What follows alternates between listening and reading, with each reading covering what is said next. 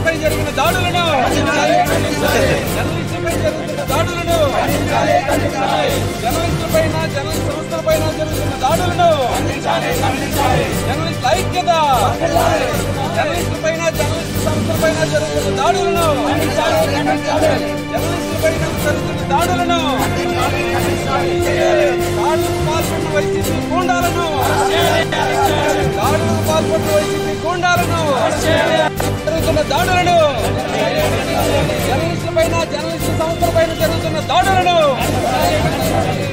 లాలీ జర్నలిస్ట్ ఐక్యత లాలీ జర్నలిస్ట్ ఐక్యత జర్నలిస్టులపై దాడులకు పాల్పడిన వైసీపీ గూండాలను జర్నలిస్టులపైన జర్నలిస్ట్ సంస్థలపైన దాడులకు పాల్పడిన వైసీపీ గూండాలను జర్నలిస్ట్ ఐక్యత.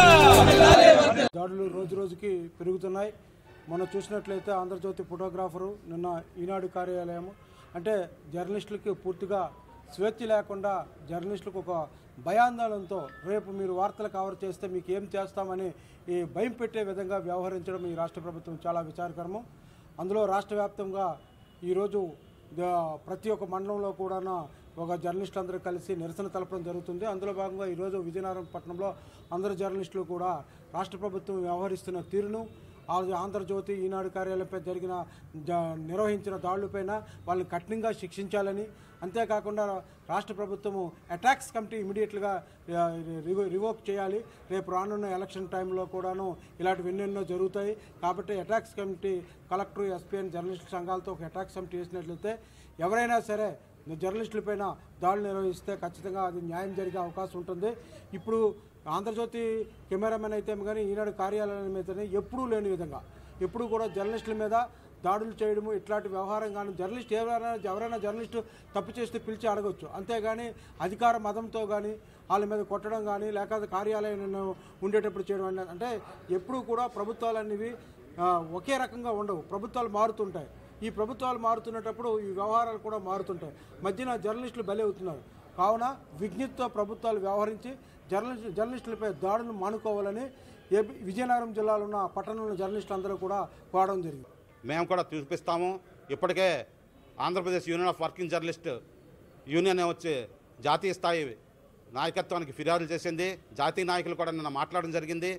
ఇక ఆంధ్రప్రదేశ్తోనే సరిపోకుండా అన్ని రాష్ట్రాల్లో కూడా ఈ దాడులపై తీవ్రంగా ఖండిస్తూ మేము నిరసన కార్యక్రమాలు కూడా పెద్ద ఎత్తున చేపడతామని తెలియజేస్తున్నాము. పోలీసులు చిన్న ఇది ఫార్వర్డ్ మెసేజ్ పెడితేనే పోలీసులు ఎక్కడెక్కడ నుండి వచ్చి కేసులు పెట్టేస్తున్నారు. సాక్షాత్ పోలీసులు ఎదురుగా దాడులు చేస్తే పోలీసులు కనిపించలేదా? ఎందుకు అరెస్ట్ చేయట్లేదు? తక్షణమే రాష్ట్ర ప్రభుత్వం స్పందించి బాధ్యులైన వారిపై కేసులు నమోదు చేసి కఠిన చర్యలు తీసుకోవాలి. అలాగే బాధ్యతలు న్యాయం చేయకపోతే మేము కూడా దశల వారీగా ఆందోళన కార్యక్రమాలు చేపట్టి మేము కూడా మా సత్తా ఏటో చూపిస్తామని చెప్పి హెచ్చరిస్తున్నాం. జర్నలిస్టులపై దాడులు చేసి జర్నలిస్టు సంస్థలను ధ్వంసం చేస్తే వాళ్లకు అనుకూలంగా వార్తలు రాస్తారని ఒక రకమైనటువంటి థ్రెట్ ఇస్తున్నట్టు ప్రస్తుత పరిస్థితులు అయితే చాలా స్పష్టంగా కనిపిస్తున్నాయి.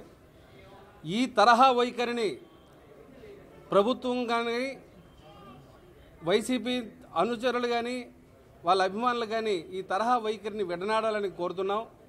మేము రాసేటటువంటి వార్తల్లో అవి మీకు ఏమైనా సరే వ్యతిరేకమని మీరు భావిస్తే వాటిని ఖండించండి, న్యాయస్థానాలు ఆశ్రయించండి. ప్రజాస్వామ్యబద్ధంగా ప్రజాస్వామ్య పరిరక్షణ కోసం జర్నలిస్టులందరూ కూడా ఈ తరహా వార్తల్ని మేము నిర్భయంగా రాస్తున్నాం, ప్రచురిస్తున్నాం, ప్రసారం చేస్తున్నాం. అంతేగాని ఒక వ్యక్తిగతమైనటువంటి కక్షలు కార్పణ్యాలతో జర్నలిస్టులపైన జర్నలిస్టుల సంస్థలపైన దాడులు చేయటం అనేటటువంటిది హేయమైనటువంటి చర్య. ఇప్పటికైనా సరే దాడులకు పాల్పడినటువంటి వారిని పోలీసు ఉన్నతాధికారులు తక్షణం అరెస్టు చేయాలని విజయనగరం జర్నలిస్ట్ సంఘాల తరపు నుంచి మేము డిమాండ్ చేస్తూ ఉన్నాం.